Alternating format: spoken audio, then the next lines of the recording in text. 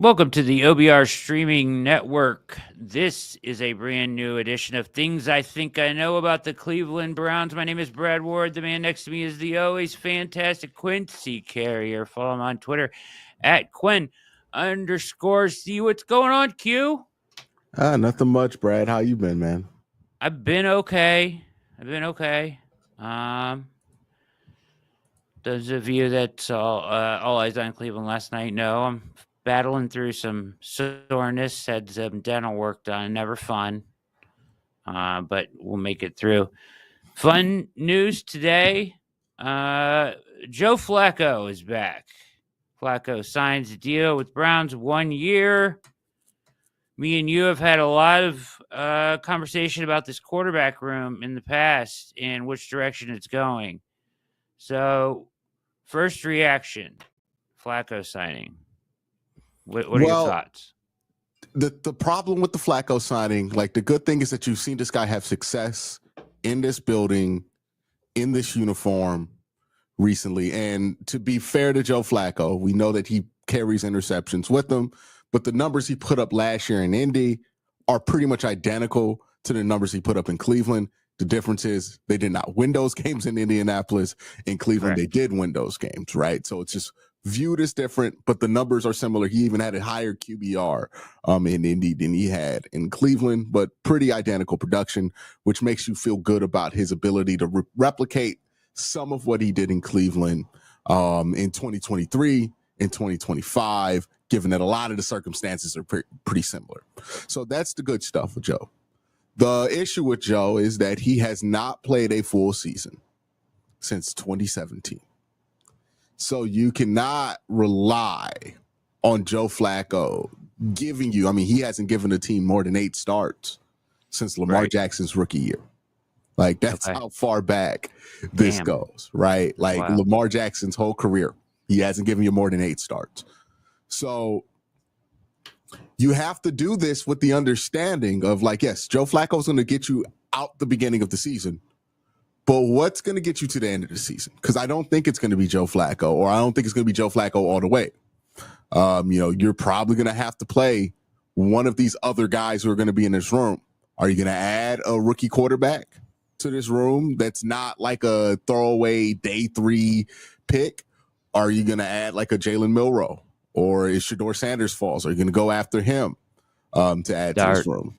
Like, Joe Flacco kind of falls into the category of starting quarterback you have as a team when you want somebody to come of age at the quarterback position behind him, right? Like, it doesn't feel like this is a go ahead, we got this locked down for 1 year, we'll figure out quarterback next year move. I thought Kirk Cousins would be that. Now, maybe that was the plan, but the Falcons and Kirk Cousins were just too stubborn, right? Didn't want to move off of the no trade clause thing.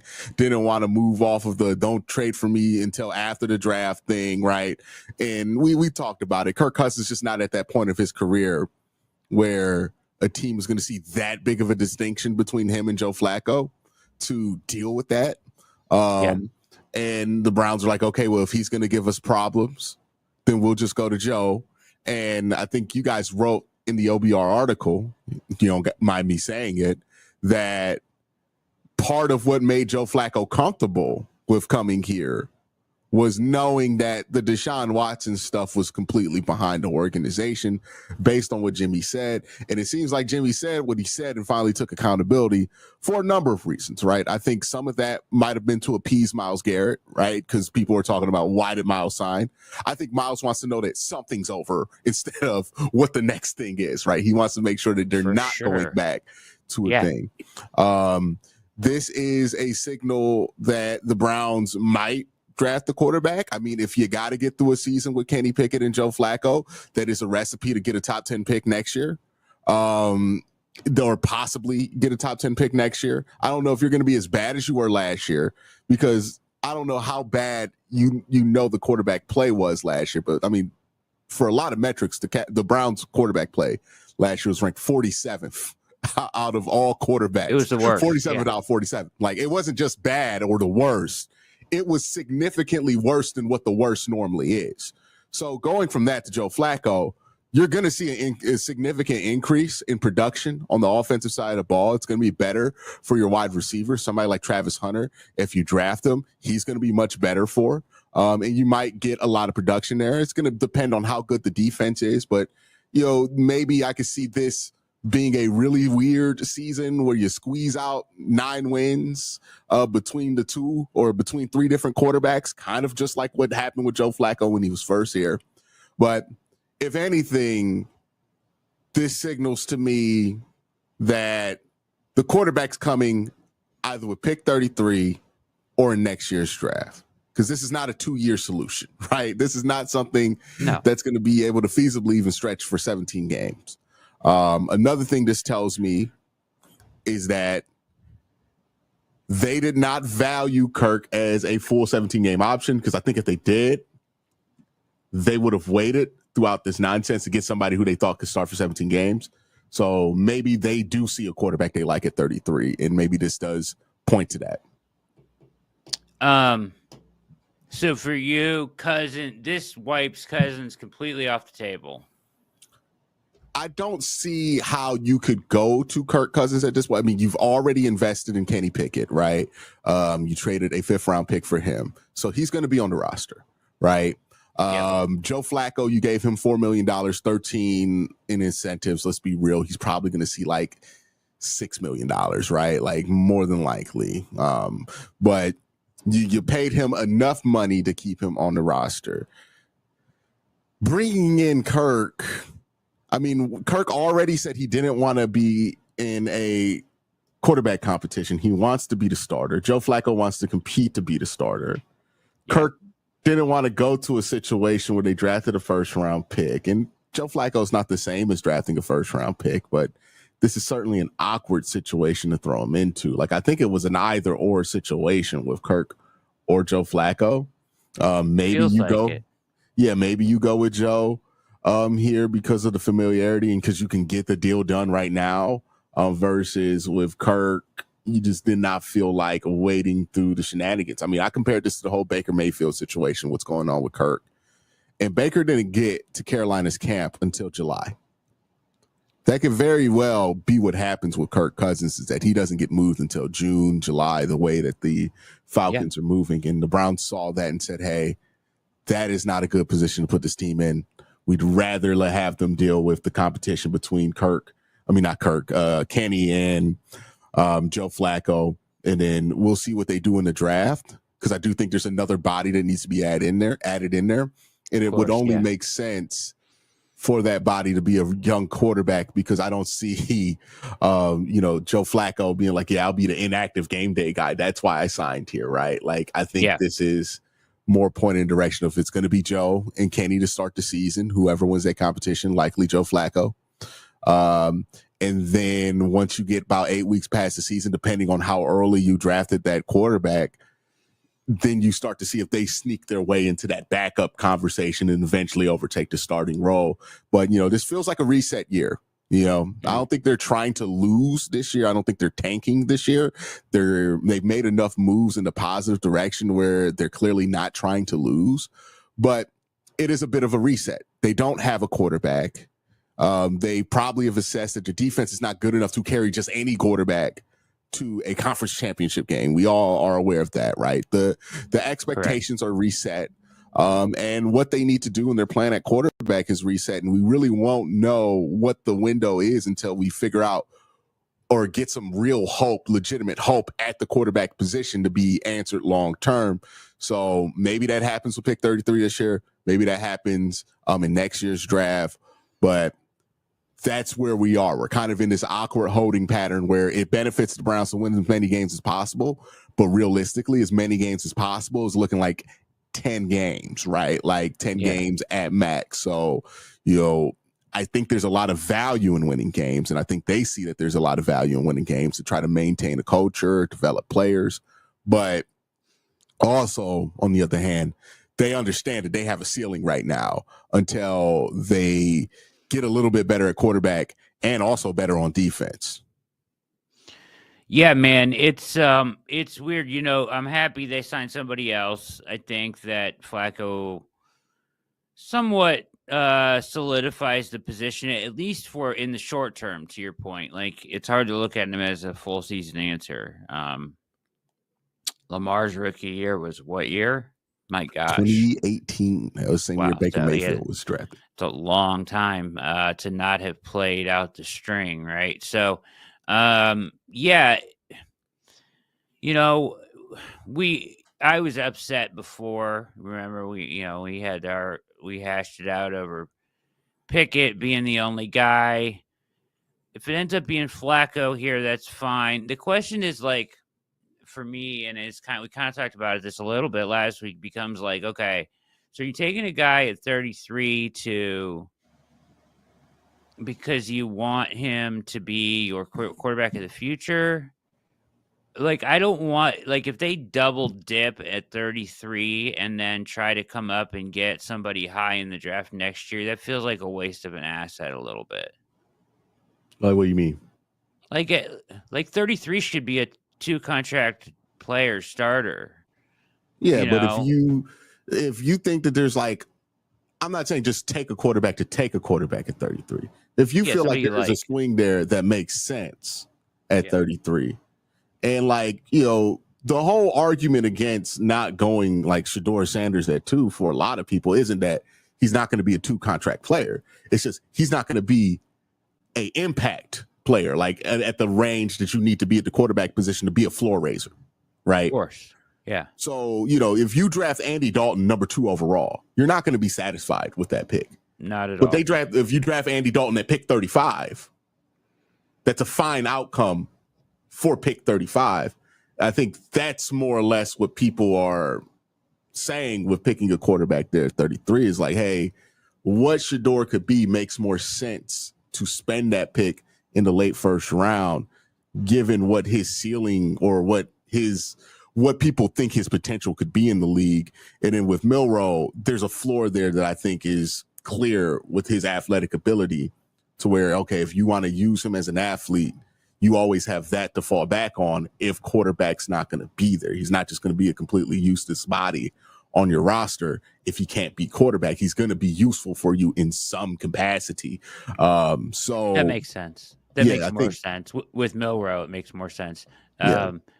Because he can be something for you, and he can be a competent backup, and his ceiling is what unknown, right? Like, he has an elite ceiling potentially because of the athletic ability.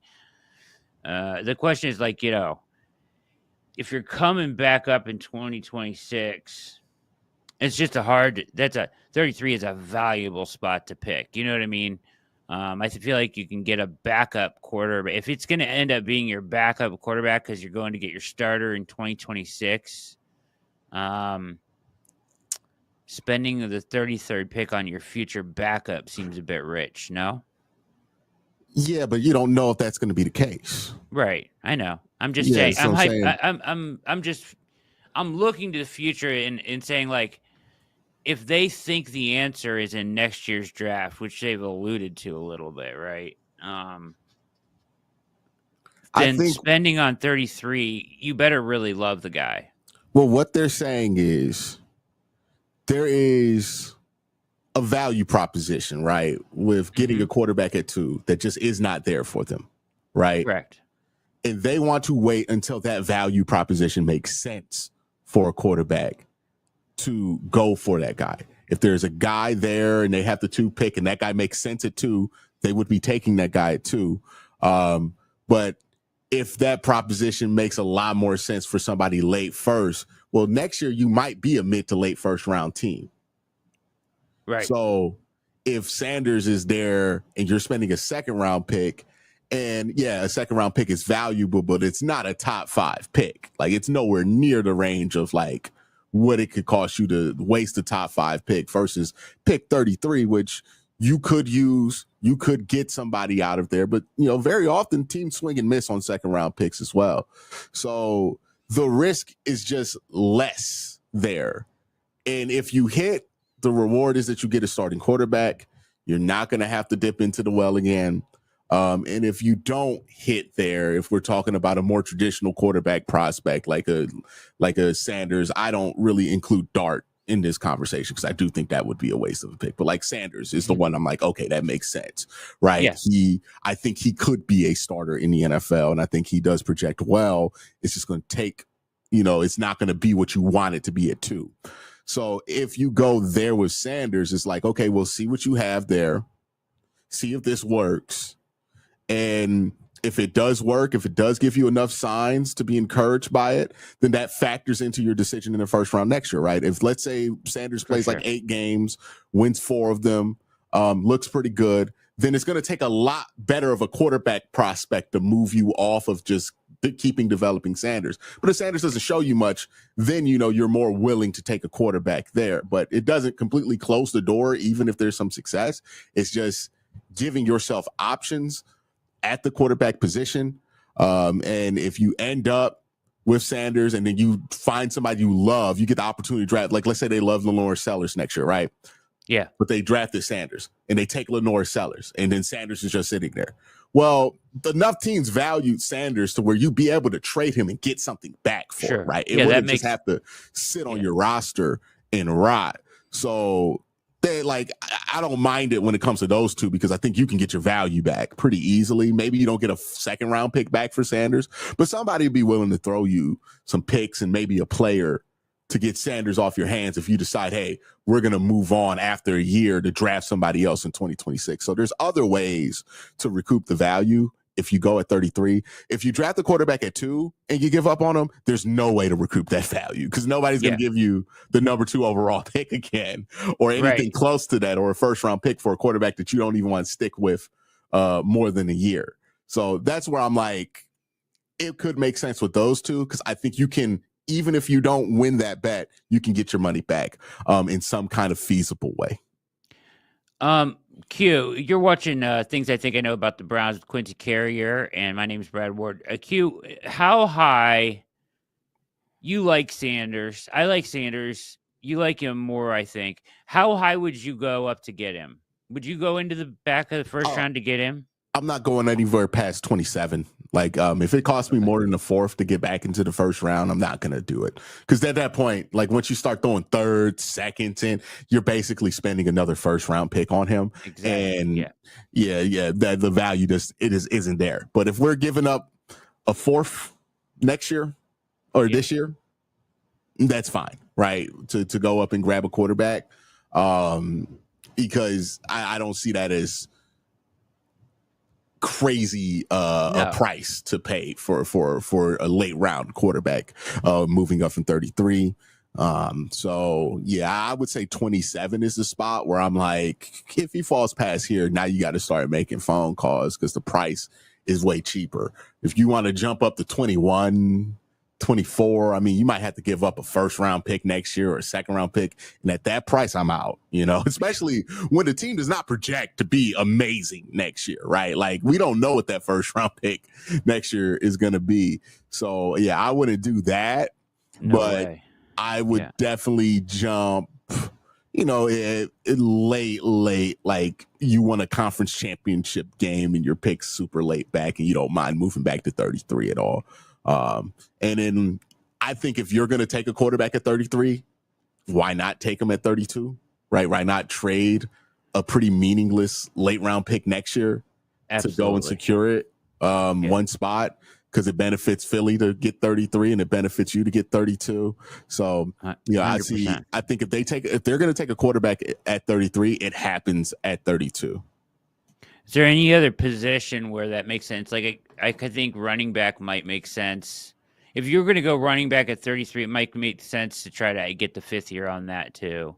Like if you're going to flip like 254 because of the relationship or whatever it is, one of those 7s that your 7th round pick to get to 32.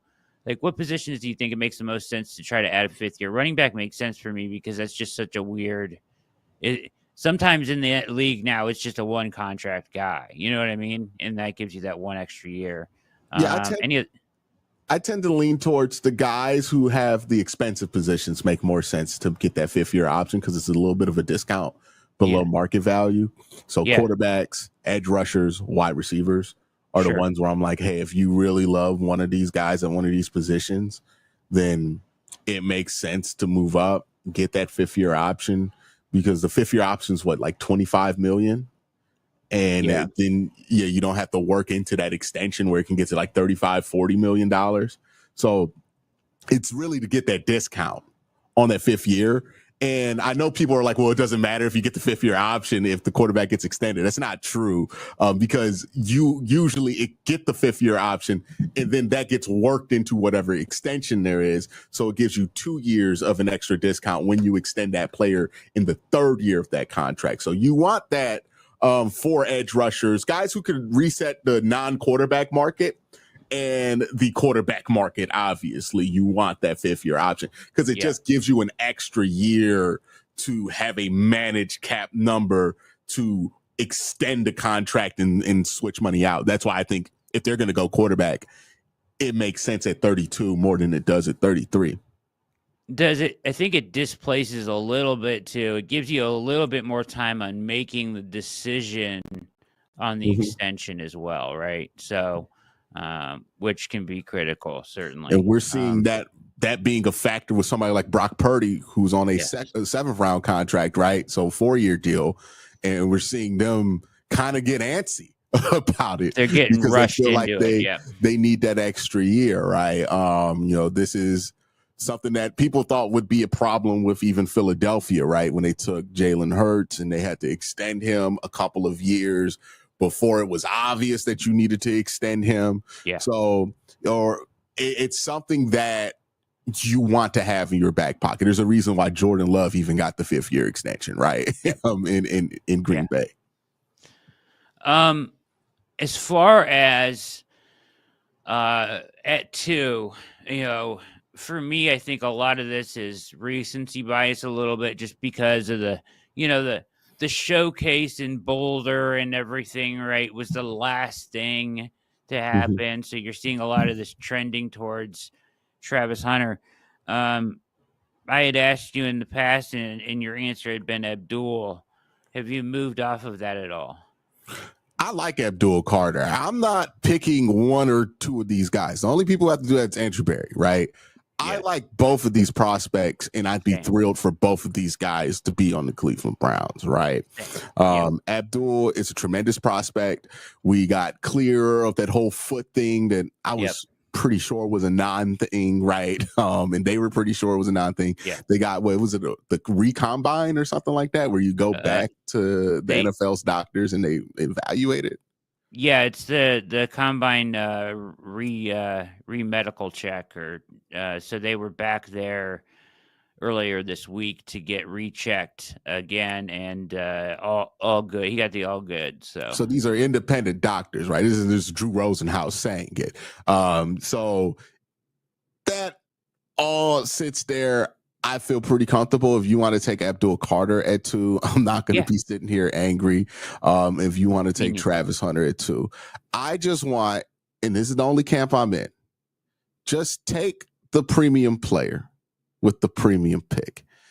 Do not try to get cute with this. The desire to get cute with this is, I think, a result of just the draft process being too long. And, it allows you to, like football. I think Bill Belichick has this quote. It's the best quote about football. He says, football is a simple game that very, very dumb people have tried to make complicated. Yeah. Right? It is not that difficult. When you pick a team and you are in the backyard, what do? You don't trade the first pick so you can make a bunch of picks at the end, right? When you're in the schoolyard, you go, no, I want that guy, right? Because that guy's really good. He does backflips and stuff, right? You pick the best guy because that's the guy who gives you a good chance to win games when you have guys like that. We have learned this lesson so painfully in the city of Cleveland that trading back out of these premium positions to get more picks is not a good idea. And also, I think another thing that needs to be addressed, the draft doesn't have flat odds, Brad, right? Everybody talks about it like, oh, you get more picks, more chances. No, you get worse chances, but more of them, right? Because it gets worse as you get further away from the first round and further away from the top 5. You have the number 2 overall pick. You get the second choice of every player in this draft pool. And this is a year where there are some premium players available to go get. You're not going to be able to replicate that by getting a bunch of 3rd round picks that you get excited for 2 months. And maybe they have a cool training camp. One of them turns into a starter. But meanwhile, you're looking at, somebody who's an all pro that you could have had at number 2. Yeah. We can't keep making this mistake. And that's the thing that the Browns have fallen in. Imagine we were like, oh no, we don't need to get Myles Garrett. We could trade back and take Derek Barnett and then, get a bunch of picks. Will we be happy with that if we took the second edge, Derek Barnett or whatever it was? No, we'd be furious. Take the good player. You never regret taking the good player. What do we regret with Jed Wilson? We didn't take Tristan Wirfs. Not that we wish we traded back. Just take the best player that you think is there, and that's what the draft's about. It's not about trying to fulfill every position void on the team right now. It's just about getting good players into the building, and when you have the number 2 overall pick and there's good players right there to take them, because that's what's made the Browns suck in previous regimes. And it would be different if it was, each draft is different this way a little bit. It'd be different if there was 8 guys that you viewed as like blue chip elite players and you wanted to move back 2 to get like a future first or whatever, because ultimately you have to ask the question in every move you're making, how does this impact my ability to get my franchise quarterback? That question has to go through your brain basically every time you make a selection. In this class, though, there are two blue chip non-quarterback players. That's it. There are 2 of them. You pick one of them. It's that simple, I think. And one plays 2 positions. The other one plays a premium position, right? So you don't even have to worry about the positional value, right? It's not like Ashton Jeanty, who's a phenomenal prospect, right? Doesn't really make sense for the Browns, but a phenomenal prospect is like there, right? It's not one of those years where the guys who are available in our blue chips make no sense for you to get. It's not like, oh, the blue chips are Joe Thomas. We got Joe Thomas and the blue chips are left tackle, right? No, it's not one of those years where it doesn't make sense for you to get it. If that were the case, I'd be more open to trading back, but you need another edge opposite of Miles. Abdul Carter's right there. You could use a corner and you damn sure could use a wide receiver, and Travis Hunter is right there, especially one who's good at 50-50 balls. We haven't had a good 50-50 ball wide receiver in eons. Who's the last good 50-50 ball guy we've had? What is Braylon? Is it really going all the way back to Braylon? Like maybe Josh Gordon? Like I'm going back to when I was in high school since the last time the Browns had a solid 50-50 ball wide receiver on the roster. But it's not been the case. Like Amari Cooper wasn't really a 50-50 ball guy, right? Like that's the only other guy I can really think of maybe being in that conversation. But that's my thing is don't overthink it. Just take good players at the good spots that you have. Just sit and pick at 2. You want to move around at 33, up or down. Okay, fine. Right. The whole premise of this front office and what they're trying to sell me is that they don't think that they're that far away. They just got to figure out the quarterback position. That's what Denzel Ward tells me, right? That's what David Njoku sells. That's what Myles Garrett has been trying to sell us, right? That's what this whole team has been trying to sell us. That's not a team that should be trading back to get a bunch of different value picks, right? You think that you've done a good job in these last 2 years in draft and development. And I tend to agree with it. I think these last 2 drafts have been fine. 21 and 22 drafts weren't great, but I think the 23, 24 drafts are fine. And if that's the case, why would you need to trade for all these extra picks when you don't even know if you're going to be in a cap situation to be able to retain all these extra picks? Just get good players, right? And 2 good prospects are sitting there staring you right in the face at 2. They basically don't stare a gift horse in the mouth, right? Like just go ahead and take the reward there for getting the number 2 overall pick and get a good player. Don't overthink it. Because all these trade backs the Cleveland Browns have done in their history. And you think of all the trade backs that have ever happened, who's really ever benefited from it? Arizona got applauded by the draft community, right, for that trade they did with Houston, where they got the extra picks for the Will Campbell, well, not the Will Campbell, but the Will Anderson pick. Yeah. And then Houston got shat on for that Mm-hmm. pick and all that stuff. Houston don't know what they're doing. They're just rushing this. Houston looks pretty good right now. When's the last time you've even thought about what Arizona's doing with any of those picks? Are we worried about Arizona more than we're worried about Houston? And they played a weaker conference. So, all this trade back stuff, it's one of these things where like it's very hypothetical. It's fun to do if you like to do the mock draft machine because you get to pick all these guys that you studied, and because you studied them, you like them a lot, and you're like, you're convinced that they're all going to be really good, right? But once you get out the mock draft machine and start walking into practice, that's when the trade back stuff doesn't make sense because you're like, damn, I'd rather have the dude, right? Like, would you rather have a bunch of third round picks or Justin Jefferson? Like, what do you want? Get the good players. Yeah, they passed on Julio for a trade back. Yeah, man, it's you just do the right thing, the right football move. And I think they will this year. It's pretty. And keep in mind, I think the Browns have to use this top 5 pick when they have it because they've traded all their other first round picks, right? People keep bringing up, well, Andrew Berry, he's not a good GM because all his best players are from other GMs, right? That's the big knock on Andrew. Well, who's the best players on the Browns right now? Denzel Ward, Myles Garrett. Where were they picked? Denzel Ward was the top 5 pick, and Myles Garrett was the number 1 overall pick. Huh. Yeah. Well, I wonder why you haven't been able to replicate that level of success with pick 78, right? Yeah. You have to use these picks when you get these picks because that's how you become good. Did the 49ers say, no, let's trade back. Let's not take Nick Bosa? Yeah. Let's overthink this, right? Did the Giants say, did the Lions say, let's trade back. Let's not take Hutch, right? Let's go get 4 other guys and get an edge that we like in the 3rd round a lot. Like, no, that's not how you operate business. You get the good players when they're there. That is the basic fundamental rule of drafting, whether you're in the playground, whether you're in the draft room, no matter what the sport is.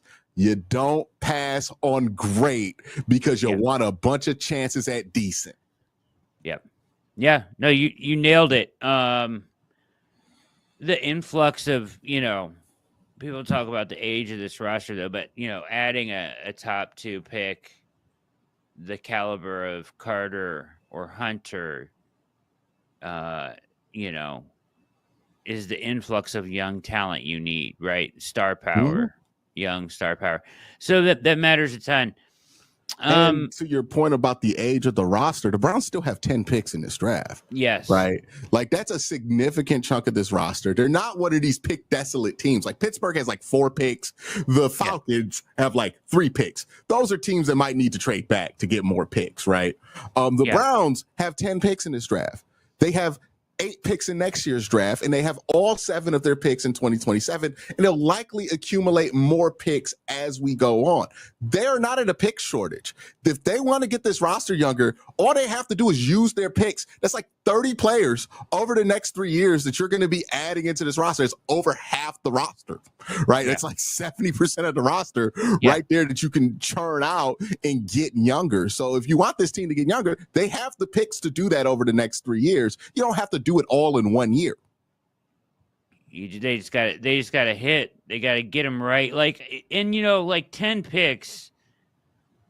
I mean, I'd be happy if they took 7 of them, right? Mm-hmm. Move around. There's a big gap. I mentioned this. There's a big gap in kind of one of the sweet value spots, I think, in this draft. Like, if you're looking later in the draft, the 5th round, and they go from 104 to 179 without a pick. That's going to be a long wait for them where a lot of value comes off the board. It'd be nice to see them maybe maneuver into that area a little bit. Yeah, if they want to move up into that area and take some picks here, or if they're fine with the gap. I mean, we've seen them be fine with the gap before, right? And just kind of split this draft into 3 different parts. That's fine as well. It's going to be hard to figure out who's going to make this roster with the 10 draft picks to begin with, right? Exactly. So, I just don't see the value in trading back. And it's just, it's the most maybe this is just I've lived through a lot with the Browns, right? But it's the most reminiscent of this is why we stink. Like when the Browns give you that feeling of this is why we suck, it's when they do stuff like this on a consistent basis, right? Passing When on a great player. 2014, where they just don't want to take a player at 4 in one of the best draft classes that we've ever seen, and they keep trading back, and they end up with Justin Gilbert and Johnny Manziel. And it's like, why were we getting cute here? This is a good draft. Just take a player, right? This is the stuff that drives me crazy about the Browns. And like, it even drives me crazier that Browns fans still go for this, given that we've lived through so many times where the trade back did not work out. Like there's maybe been one decent trade back, and that trade back is debatable whether it was decent. And the only reason it was decent because it daisy chained it like 8 different trade backs, right? Yes. Like, and that's the Carson Wentz one that turned into the Texans trade back that turned into Denzel Ward somehow, right? Like that's the only trade back I'm like, all right, that worked. And that was incredibly like rare circumstance that working out. And even then you can argue it didn't really work out because you could have probably gotten a lot more by just sitting and picking. But nonetheless, just take good players when they're there. I think there's a perfect example of this. I think in the 2020 draft, or no, it's a 20. Which one Devonta Smith went in? Is that 2022? It was right after COVID. They beat Ohio State. 2021 draft. I think 2021, I think. It was the same draft as Mac Jones. So 2021. So 2021 draft. The 49ers, or some, I think the New England Patriots trade back in that draft. Yeah. And they trade back all the way, and they get like barely anything out of these trade backs that they did. And if you add up the approximate value of all the trade backs they did, it was like so much less than what they ended up drafting. And another thing to consider when you trade back, oftentimes you have to spend resources to trade up to get the guy that you actually think is in your range, right? Yes. So then you're wasting even more assets trying to adjust for it.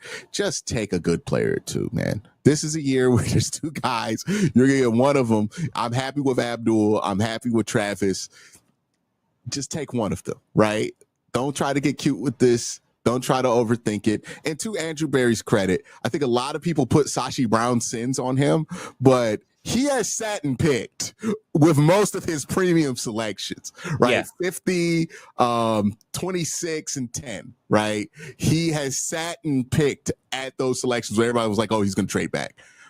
So I hope that this is another year where he understands the value in sitting and picking and getting somebody good, because that is what the draft is supposed to be, right? You're not supposed to try to break it and game it and hope you get lucky by getting a couple scratch offs here and there.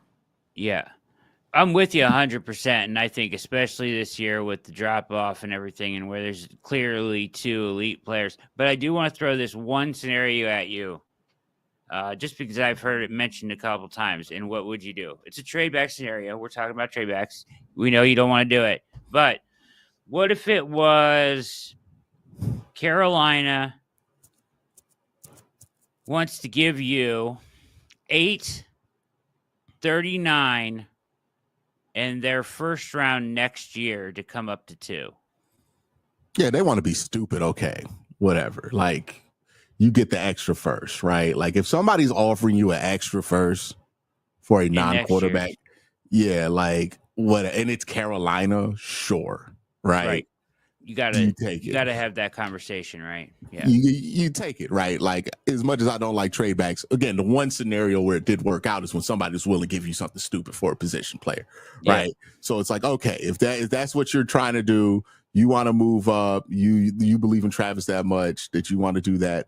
Cool, give us that pick, and then we'll slide back and take whoever's there at 8, because you're still staying within the top 10 of the draft, but if you're not getting a first back, like, then I don't even want to entertain it, right? Like, I don't care about getting an extra second.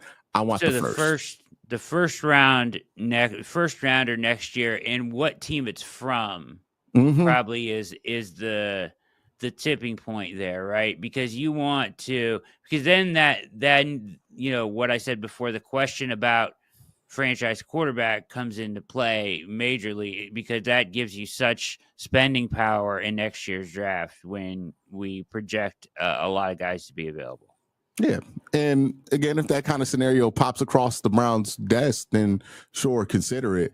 But I think also, because it's pre-draft and we get into our own team bubbles, we really overestimate the potential of that kind of thing happening, because we say things like, oh, it only takes one team. But like, usually doesn't happen, right? So yeah, somebody wants to do that. I doubt it. Yeah. Then you go ahead and do that. I think Philadelphia did really well off a Jalen Waddle trade up for Miami, right? Where Miami traded an extra first to go get Jalen Waddle. If that's what the Carolina Panthers want to do, then let them do that. That's fine, right? As long as you're getting an extra first, you get some other stuff, cool, fine. That's okay there. But if you're not going to get that offer, and you can't count on that offer, and I think that's the thing I'm annoyed with the whole trade back conversation, is people are just counting on some ridiculous offer to come from a team. And I'm like, yeah, it might happen, but we can't just sit here and say the Browns should rely on that being an option, or even like act like that's a realistic thing that can happen. If it does, it does, be surprised. But if it's not there, then you can't just sit there and wait because you're like, oh man, let's hope that comes in. Like, no, just make the damn pick, and move on with your day, instead of worrying if somebody's going to send you some kind of ridiculous offer that they've not really kicked the tires on up to this point. Yeah, I think it'd be more likely if there was a quarterback worth taking it to. I think then you'd be more likely to get an offer there. But I find it less than likely to be where somebody gives you a real haul, including a first round next year to come up. And usually by now you hear that there's noise about teams moving up. All we've heard is teams are trying to move back. Right? Yeah, like, they want out. Yeah. So I think, people, because the thing that gets annoying about this is that the draft happens, they take whatever player, and people are like, we could have traded that pick back. No, you couldn't have. You don't know. What are you talking about?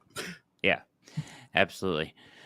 All right, Q, great job, man. Any parting words before we get out of here on things I think I know? Hey, you're never as good as you think you are as a football team, but you're never as bad as you think you are as a football team. And look, Joe Flacco, I'm not doing backflips over it. I've told Brad this whole time, there's no scenario in which I'm doing a backflip because the Browns acquired any of the QBs that were left here. Like, outside of Matt Stafford, that was the only one where I'm like, oh, we got something, right? Like, outside of that, was going to be no backflips done about the quarterback position. But keep in mind, you are going from 47 ranked out of 47 and 46 ranked out of 47. That's all the quarterbacks who took 100 snaps last year. Deshaun Watson and Dorian Thompson-Robinson were the lowest in completion percentage over expectation, in EPA per play, and success rate. We're upgrading from that to like the dude who was 20th in the league. That is a significant increase. That is the same amount of increase it would be going from Gardner Minshew to Pat Mahomes. Like, that is how seismic of a gap that is clearing with just getting competence at the quarterback position. Now, can Joe Flacco do it for a whole season? Have no clue. Don't really want to bet on it, right? Yeah. Can Kenny Pickett play to a competent level? I wish it was a different name, right, that we were hoping could get there, but who knows, maybe, right? He was a solid enough backup and a solid enough starter in Pittsburgh to where it's not ridiculous that he could get there. But just keep in mind that even as bad as we feel about the quarterback room today, and I don't feel great about it, we got a 40-year-old in Kenny Pickett, right? Not over the moon. It is so much better than what they had last year by such a significant margin that it's kind of hard to calculate. And that alone might be enough to get this team to 500. And I'm not being hyperbolic. No, I agree. Hey, I'm glad it's, I'm glad they added somebody. I'm glad Flacco. There's some proof of concept there. There's some things you can look at that have You think had he goes back to results. 5? Yeah, yeah. Or What's that? you think he goes back to 5 or he's rocking 15 again? What did he wear? 5 here? He wore 15 here, but he wore 5 his career in Baltimore. What? He should go back to what he wore 2 years ago. 15? You think he should just wear the 15? Yeah, man. He's 15 in Cleveland. He's a different Joe Flacco here. He's the He magic comes out man. with the 5, or you're like, man, it's not the same. No, it don't matter. It don't matter. It don't matter either way. He's the magic man. He made a lot of magic here. People have called it a fluke. We'll see. Hey, listen, I'm just glad that it's another name in there besides Kenny. So, And it's not a fluke. I just think people overvalued what it was at the time. Sure. Into thinking it was so much better than it was. But again, he replicated those same exact numbers last year in Indy. Yeah. So, yeah. I mean, he legitimizes the room somewhat, and I think so. For that, I'm glad that they made the move. I don't, waiting around for Kurt was gonna be a task to do. So, Browns add the one and only Joe Flacco. Flacco around and find out. Get your old T-shirts out, everybody. All your old Flacco T-shirts out. He's back. So. And much to come as we get close to Draft Cave 2025 here on the OBR streaming network. For Quincy Carrier, my name is Brad Ward. This has been another edition of Things I Think I Know About the Browns. Have a wonderful weekend.